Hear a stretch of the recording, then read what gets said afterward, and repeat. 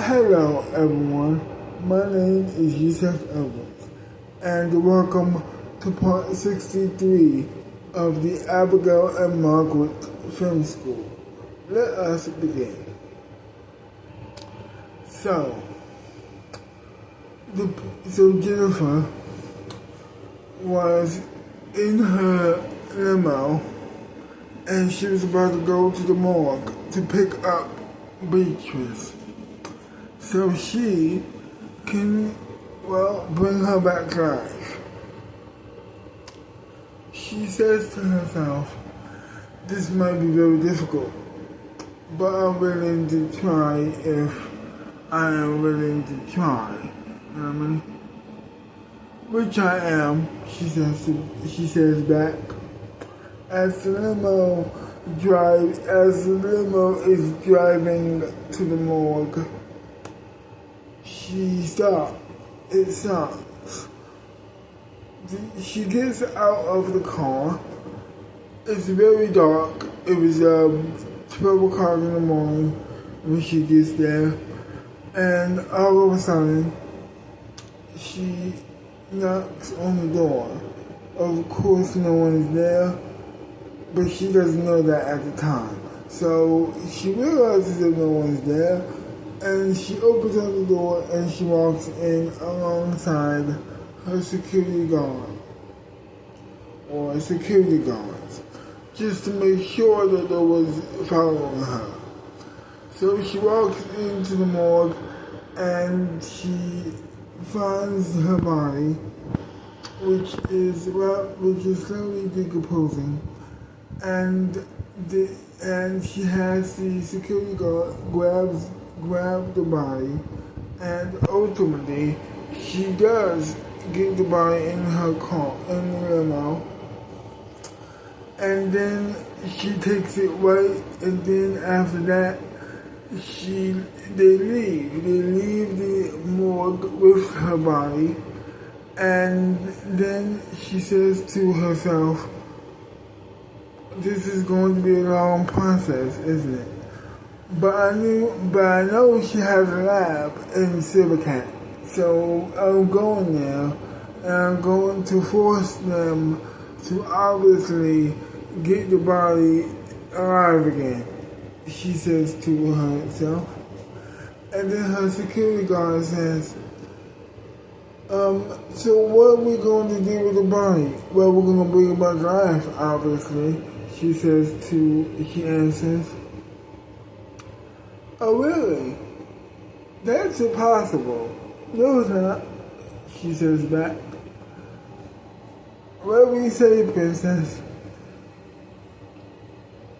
And they keep driving. They make it to the airport.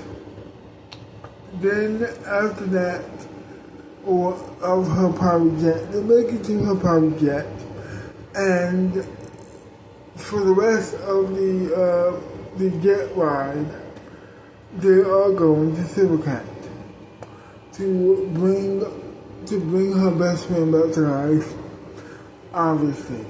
After that, they land in Silvercat. They land in Silvercat. They get off the tarmac.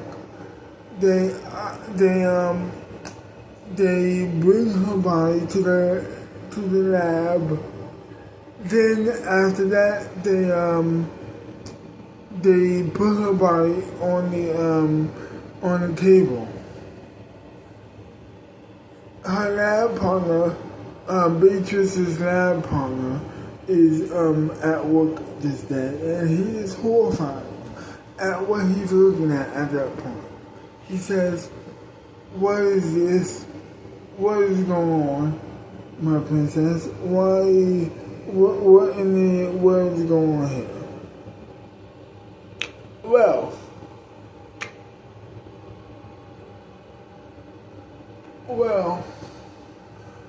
our good friend, I need you and your partners to bring your lab partner to life again.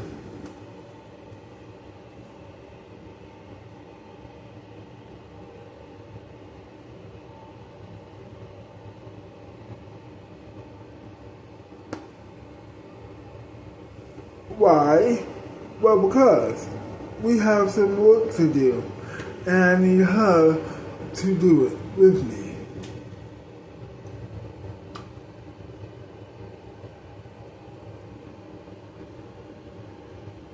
Okay, no problem.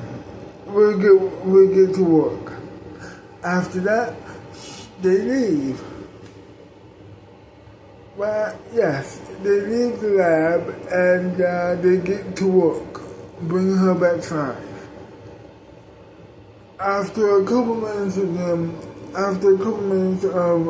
the princess in her apartment, waiting and hoping that they have succeeded in their task.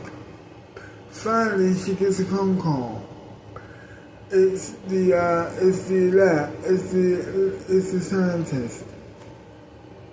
He called to say that the mission was a success, and to get here immediately. That's exactly what she does. She gets back into the limo, and she arrives.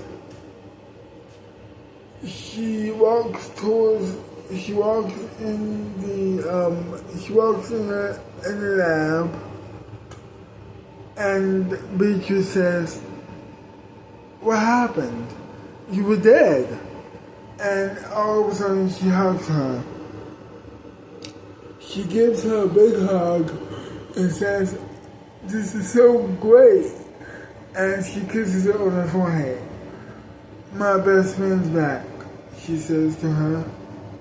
"I know I am," Beatrice says back. And that was it. They go back to her apartment and begin to talk about what they were going to do. She says, "What do you remember?" "Well, everything really. I remember me killing my ex-husband. I remember not killing my sister. I didn't want to even do that in the first place, you know. I just wanted to confront her about meeting our mom, and telling her and telling her what happened." "What did she tell her?" "Well, everything. Up to this point, she told her about everything." "Well, first of all, we need to get her on our side. I don't know if that's going to be possible," the princess said. "What do you mean?" "Well, I did a little bit of spying, and I think we have me specifically have bigger fish to fry, because I think she's after me, and I think she blamed me for your death. Hopefully this will make up for it. I mean, I don't know, because we need her on our side here. You made your mom immortal, and so I think that we should use that to our advantage," the princess said. "Yes, I think we shall. But if she's blaming you, then, well, I don't know what I could do about that." "Well, okay. I mean, okay, well, yes, I know exactly what we should do. Put the blame back on Abigail and Margaret, obviously. And, shut the school down while we're at it. We burned it down, but that certainly didn't work, obviously, because the school's is back. And, I'm afraid better than ever. So what do we do?" "Well, I'll tell you exactly what we should do. I think we should kill movies everywhere or just America? Everywhere, including everywhere, including the birthplace of movies, Mexico. If they want to start war with us, we just kill them all. And then she laughs.